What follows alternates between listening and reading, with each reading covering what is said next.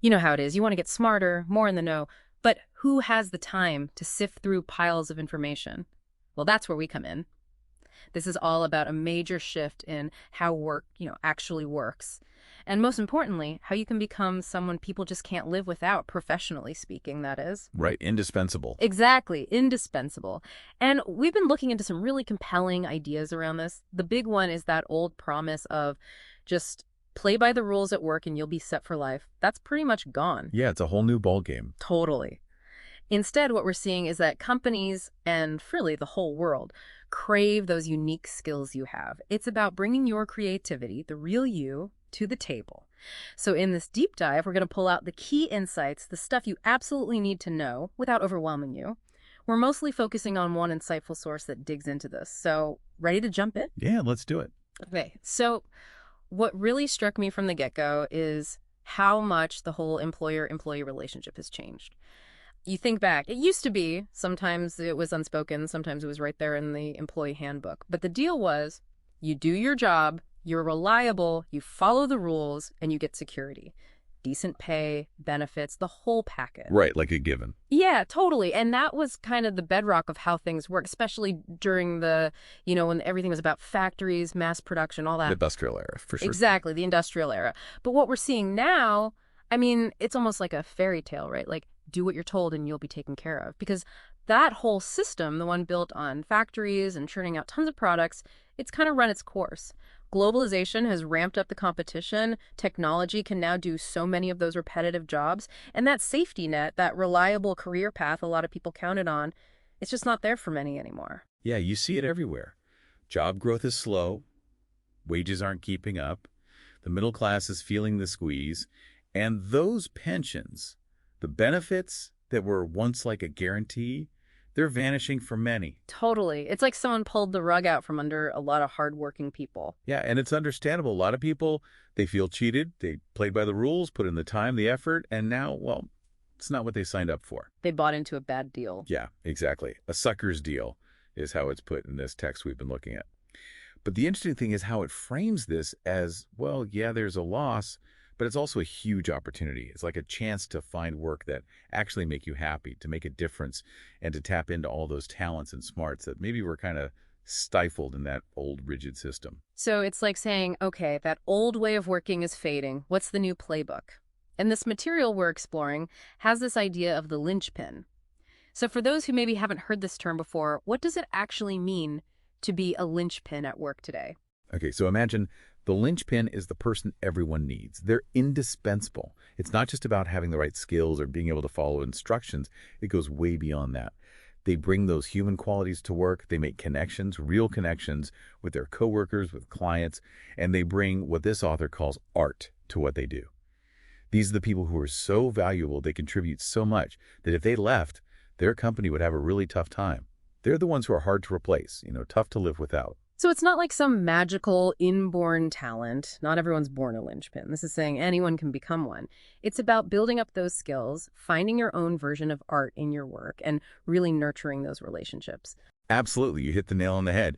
And there's this quote from David Mamet that's in this book, and it's a good one.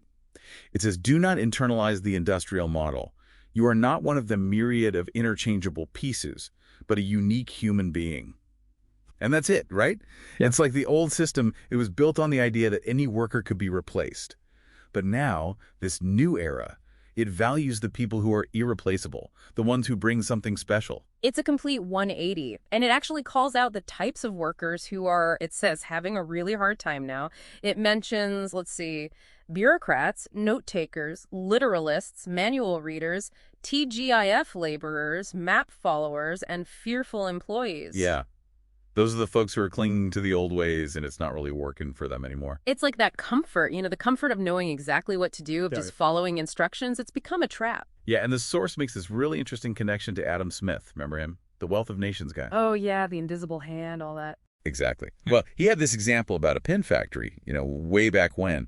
He showed how if you break down making a pin into really simple tasks, stuff that doesn't require much skill, and have different people do each little task, it made the whole process super efficient. And that became the model for a really long time. Assembly line, basically. Exactly. But the argument now is that we're past that. Okay. We don't need more people who just act like machines. What we need are those, he calls them original thinkers, provocateurs, and people who care. And those are the human qualities that you can't program into a robot. Right, and that's where the real value is now. Okay, so let's dig a little deeper into this art thing. Yeah. Because it's not like everyone needs to suddenly become a musician or a painter, right? Definitely not. So how does this material explain what art means when it comes to work? Okay, so their definition of art is really interesting. It's not about, like you said, painting or playing an instrument or any of that traditional artsy stuff.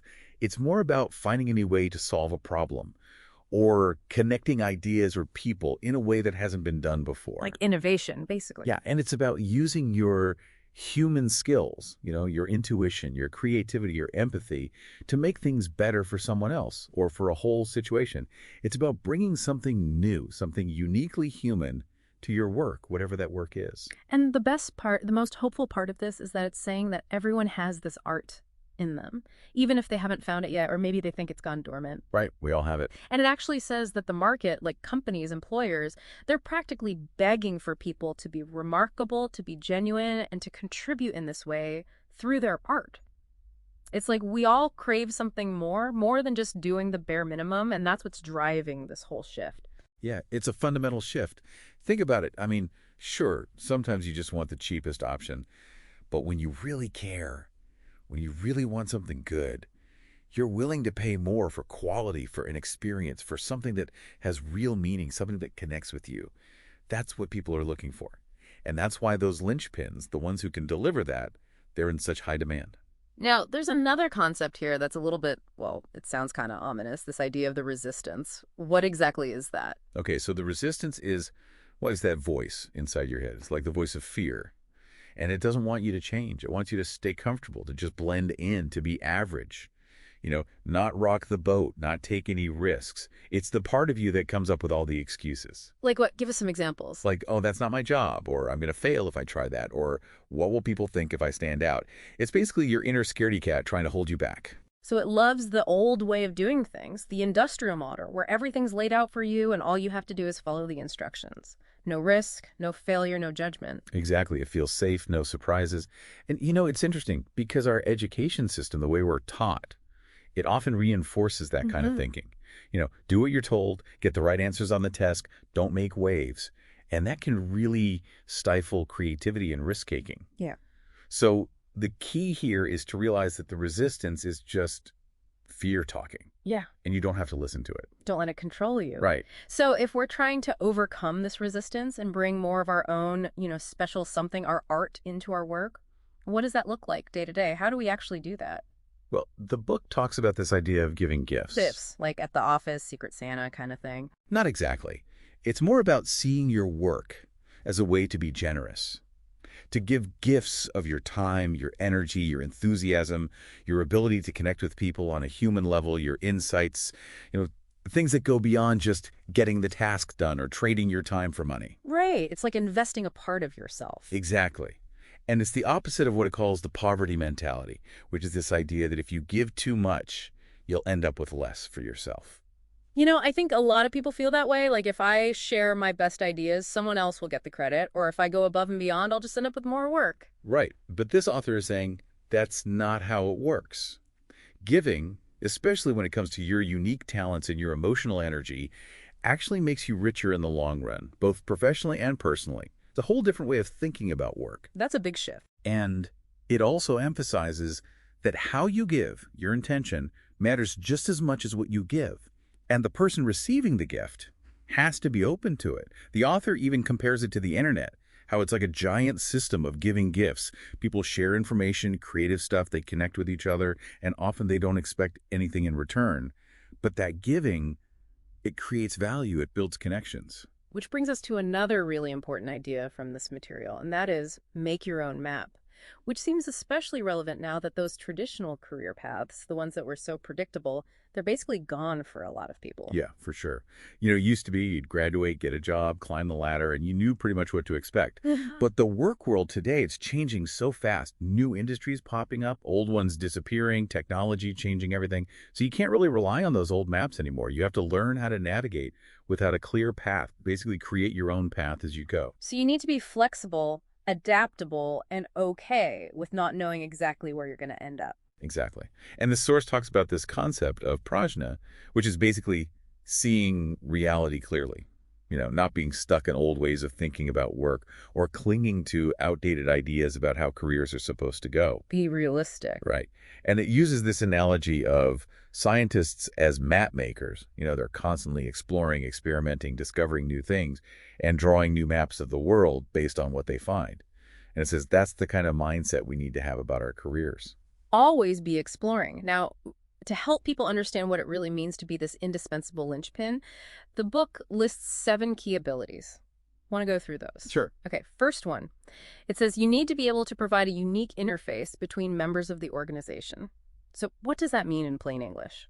It means being that person who can connect the dots. Yeah. Connect different teams, different people within a company, make sure everyone's on the same page, and get people working together in a way that just following the official org chart can't do.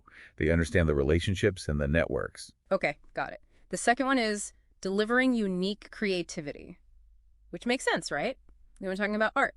And this is about putting that art to work, coming up with original ideas, finding new ways to do things. Yeah, and it's about being able to solve problems in new ways, to think outside the box. Okay, third, managing complex situations.